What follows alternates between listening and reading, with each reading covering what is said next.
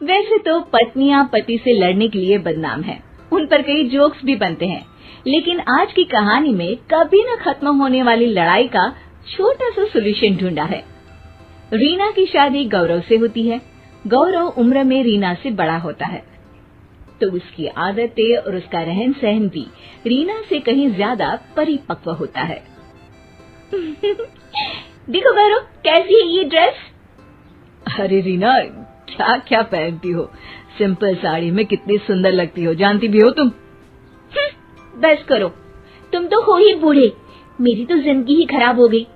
मैंने कैसा पति सोचा था और कैसे निकले तुम। अरे रीना, बात बात पर लड़ा मत करो। रीना पैर पटकती वहां से निकल जाती है। अगले दिन गौरव जब घर आता है, क्या है, जब से आए हैं पेपर ही पढ़ रहे हैं, कहीं घूमने नहीं चलना क्या? अरे यार, मैं थक गया हूँ, जरा टीवी का रिमोट देना। कैसे इंसान हो तुम? मैं सुबह से तुम्हारा इंतजार कर रही हूँ कि तुम मुझे कहीं घुमाने लेकर जाओगे, लेकिन तुम हो। रहने दो, बात ही मत करो मुझसे।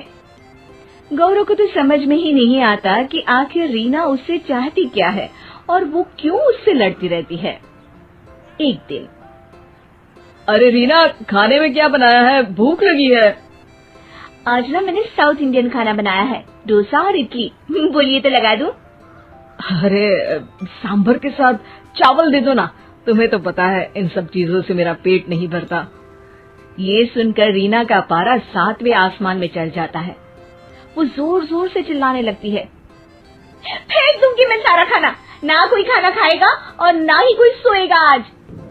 अब तो गौरव के भी सब्र का बांध टूट जाता है। पहली बार गौरव रीना पर चिल्लाता है, बस करो रीना, बस करो, हर बात पर लड़ाई, हर बात पर झगड़ा। अरे मैंने बोला ही क्या है, बस यही ना कि चावल खाने का मन है। अरे पर टेस्ट करके तो देखो कि कैसा बना है खाना। अरे तो ये बोलती ना कि टेस्ट करके तो देखो, मैंने कब मना किया? क्या अब देखो तब लड़ाई, अब क्या खाना भी तुम्हारी पसंद का ही खाऊं? इतना कहकर गौरव वहां से निकल जाता है। अब क्या था, कभी न बोलने वाले गौरव के मुंह से इतनी बात सुनकर रीना का पारा हाई हो जाता है। वो वहां से पास में ही अपनी सहेली के घर चली जाती है। अरे क्या हुआ रीना, क्यों रो रही है तू? मैं गौरव के साथ नहीं रह सकती यार, वो बिल्कुल अच्छा नहीं है, उसकी सोच मेरी सोच से बिल्कुल मेल नहीं खाती। अरे ये तो भगवान ने नियम बनाया है, पति पत्नी कभी भी एक दूसरे के जैसे हो ही नहीं सकते। कहते हैं ना, दोनों गाड़ी के दो पहिए होते हैं। वैसे हुआ क्या है ये तो बता। अरे तू तो जानती है ना मैं कितना बोलती हूँ, और वो तो कुछ बोलते ही नहीं। तो समस्या ये है? अरे नहीं यार, तो फिर समस्या क्या है?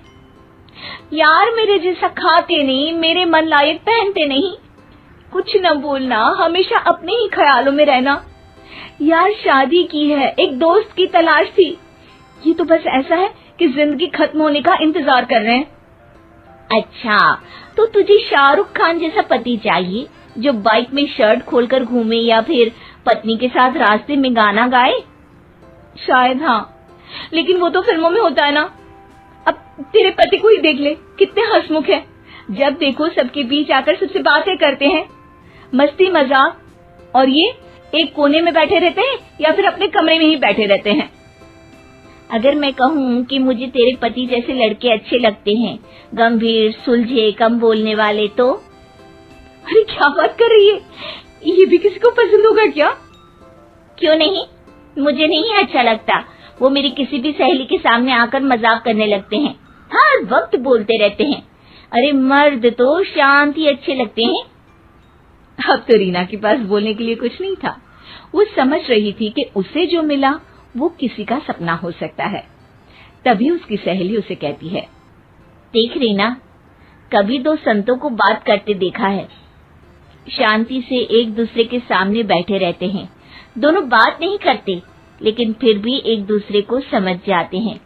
मैं तो यही कहूंगी कि तू अपने पति के मन को समझ, पहले समझ फिर समझाने की कोशिश करना, समझी? अब रीना को बात समझ आ गई थी। वो घर आकर गौरव के गले लग जाती है। गौरव कुछ कहता पर रीना उसे चुप कर देती है। अब आप जैसे हैं वैसे ही रहिए, मैं आपके साथ हर हाल में खुश हूँ।